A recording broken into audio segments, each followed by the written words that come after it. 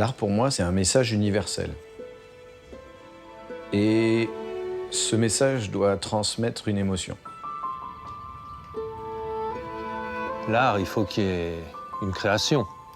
Une création, je dirais, du début à la fin.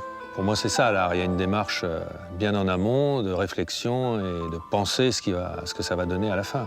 L'art, pour moi, c'est le travail du beau sur n'importe quel support, dans tous les domaines.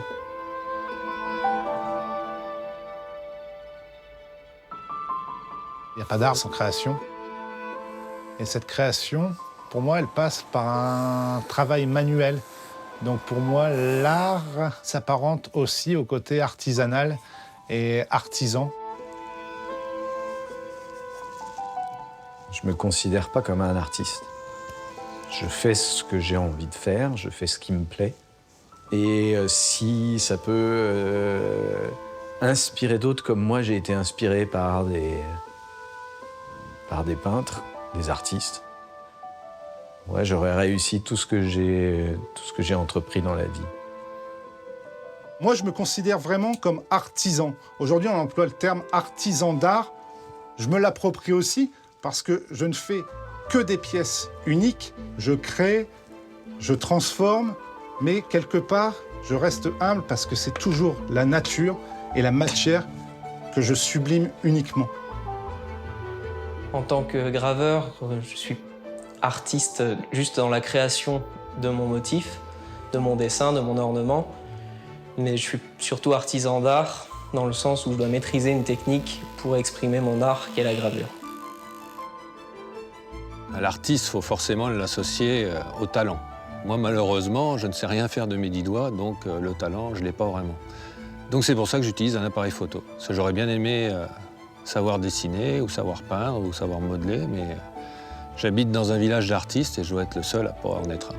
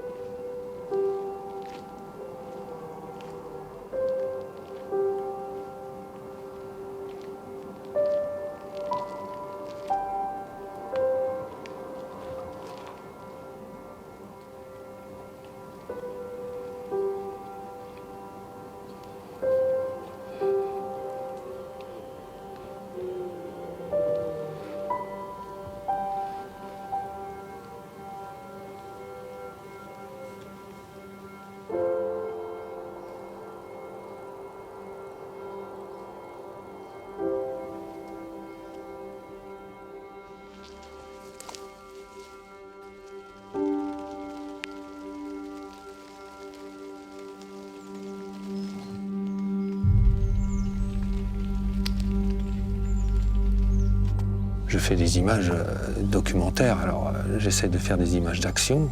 C'est de temps en temps, quand j'en ai l'occasion, de faire des images esthétiques. Si demain je suis obligé de me lever en me disant aujourd'hui il faut que je rapporte une photo pour vivre, non. Je changerai de crèmerie et là je trouverai une autre activité. J'ai jamais aimé les contraintes, donc si demain j'ai des contraintes dans ce métier passion, ce sera plus forcément une passion, donc je dirai au revoir aux contraintes et je trouverai autre chose. Mais c'est mal parti. Je crois que je vais vieillir dans le métier. Si c'est possible, évidemment. Un sanglier là-bas au fond.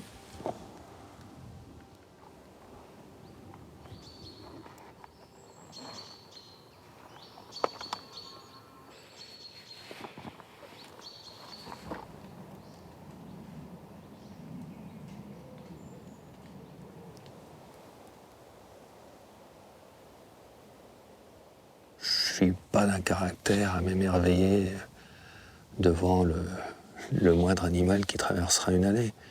Aujourd'hui, pour que je m'émerveille, c'est vrai que ça devient de plus en plus compliqué parce que j'ai quand même vu de belles choses, même si j'ai pas vu grand-chose par rapport à ce que la nature peut offrir. Mais voilà, aujourd'hui, je suis plus dans une recherche d'efficacité. Quand j'ai une occasion de faire une photo, d'essayer d'optimiser et de faire une photo qui soit vraiment bien, plutôt qu'à la recherche d'un émerveillement permanent et de devenir leur avis de la crèche. C'est pas dans mon caractère, mais en tout cas, il y a beaucoup de plaisir et toujours de l'adrénaline, forcément.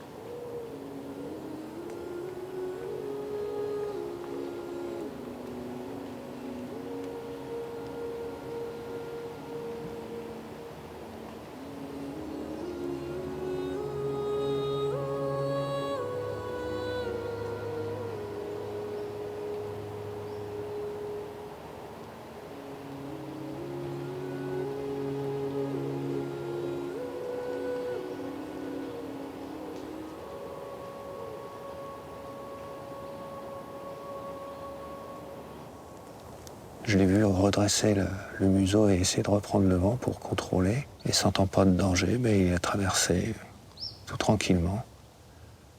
Alors, malheureusement, une photo de Daguet comme ça n'a d'intérêt, je dirais que pour moi, c'est pas une image qui sera vendable à mon sens. Donc il faut faire des photos, il faut sortir, il faut être sur le terrain et puis faire en sorte d'être présent quand il se passe quelque chose d'exceptionnel ou de réaliser vraiment une photo qui sorte de l'ordinaire pour qu'elle puisse être vendue. Mais dans la photo animalière sauvage, on va dire, je pars pas en disant il faut que je fasse des photos pour gagner ma vie, quoi. Heureusement. Parce que là, c'est sûr que ça vous fera tout le plaisir.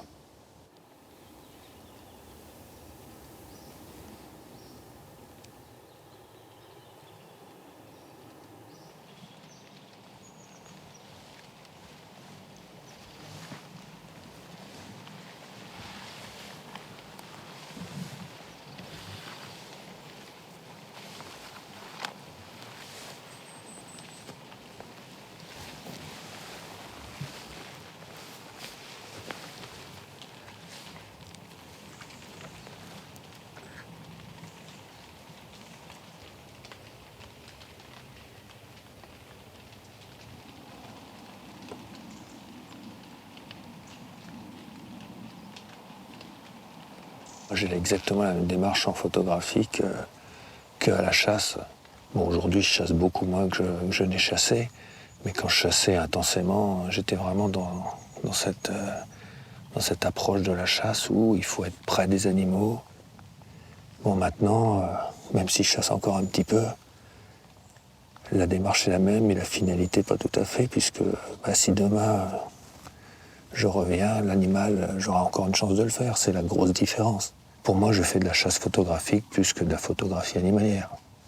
N'en déplaise à de nombreux de mes collègues, je chasse ou je photographie. Je ne fais pas les deux. Jamais j'emmène l'appareil photo en même temps que la carabine.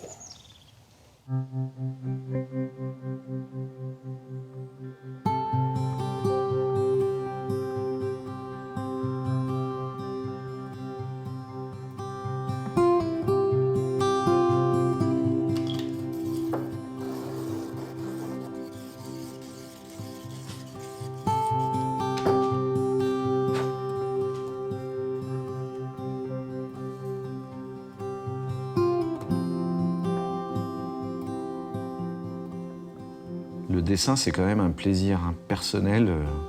Moi, j'adore ça, j'adore revenir au dessin. Le bruit du crayon sur le papier, la texture du papier, le crayon qui... Tu vois, ça, j'adore ce bruit-là. C'est apaisant. Quand t'as plus rien autour et que tu n'entends que ça, c'est voilà, je sais pas, je pourrais pas le comparer à autre chose. Là, pour le coup, je fais des croquis à partir de photos pour étudier l'animal, en vue de faire un tableau. Comme je suis pas très familier de ce type d'animal, là, le markhor, j'ai pas eu la chance d'observer moi-même. Je prends beaucoup de documentation, j'essaye de m'approprier l'animal en le dessinant dans différentes attitudes, en différentes positions, pour essayer de comprendre l'anatomie, la structure osseuse et la structure musculeuse. Cet animal, il est comme ci, il est comme ça, cette attitude, elle est correcte. L'oreille, elle est placée au bon... l'angle de l'oreille, et c'est celui-là. Pour moi, c'est hyper important. Ça devient complètement obsessionnel.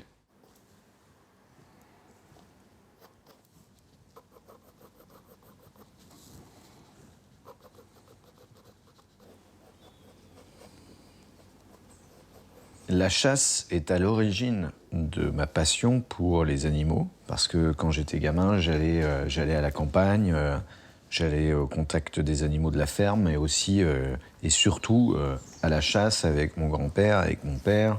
Et c'est comme ça que j'ai découvert ce monde caché qui est la vie sauvage. C'est aujourd'hui que je me rends compte de la chance que j'ai eue d'être d'une famille de chasseurs et d'être chasseur moi-même. C'est petit à petit que j'ai envie de dire la chasse, mais aussi la vie sauvage est rentrée dans mon art. Ou alors mon art s'est construit autour de la vie sauvage. Je ne saurais pas le dire.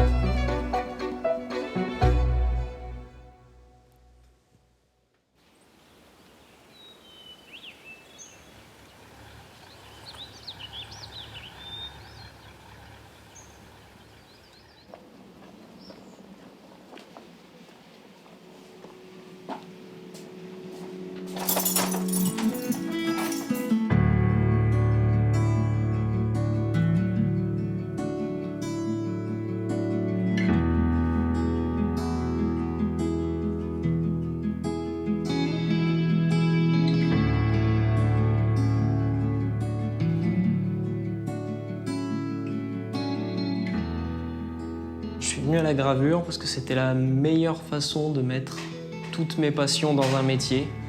Donc l'art, le goût des belles choses, des belles armes, et puis le travail manuel, ça tombait sous le sens, en aimant la chasse, en aimant la nature, de retranscrire tout ce que je vois dans mes moments passés dehors. C'est comme garder une photo, un souvenir. Le client arrive toujours avec une idée, soit très précise, soit très floue.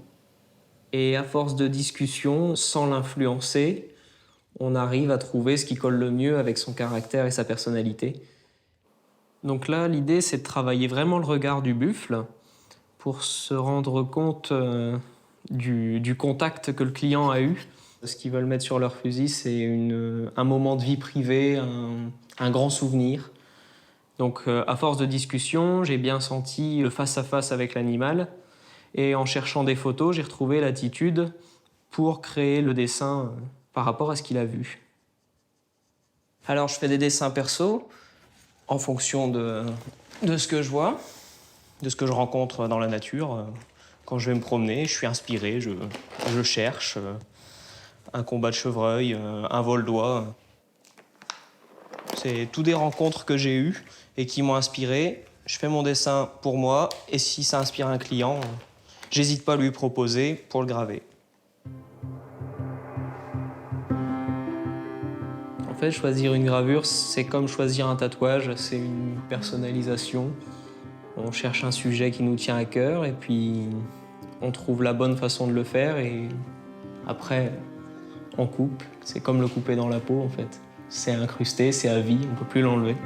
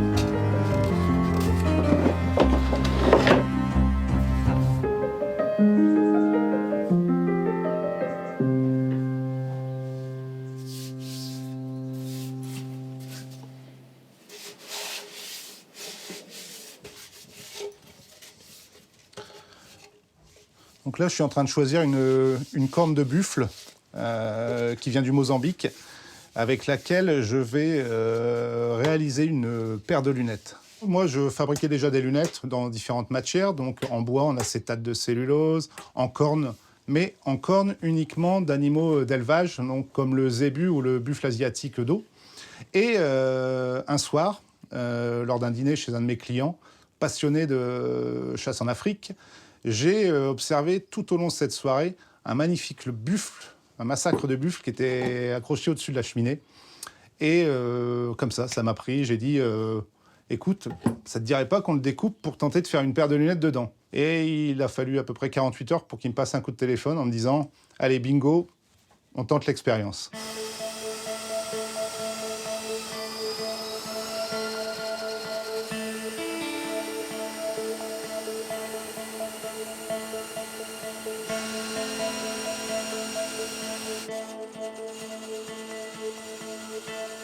Maintenant, on va les considérer comme deux demi-tubes. On voit bien qu'elles sont très incurvées. Il me faut une planitude quasi parfaite pour pouvoir faire une découpe. Après maintes et maintes recherches, pendant plusieurs semaines, plusieurs mois, j'ai commencé à les passer dans l'eau, pensant que ça allait les ramollir. Mauvaise pioche. Je les ai passés dans de l'eau bouillante. Ça les a détendus un petit peu, mais ça ne m'a pas permis de les aplatir comme je le souhaitais. Donc j'ai eu des étapes de vapeur, de flamme, je les ai déposés dans des cendres. Et un jour, par hasard, je me suis dit, tiens, il me faut de la chaleur, mais il me faut de la chaleur liquide. L'eau ne fonctionne pas. Donc j'ai pris la décision de faire une tentative et de les tremper dans de l'huile chaude. Ça a été la solution, pas définitive, puisqu'il me fallait trouver la bonne température pour ensuite venir la presser et en faire une plaque la plus homogène possible, en gardant ce fameux relief pour garder cet aspect sauvage de la matière. Donc je presse quand même à 12 tonnes, avec une presse hydraulique mécanique, pour pouvoir avoir ces plaques.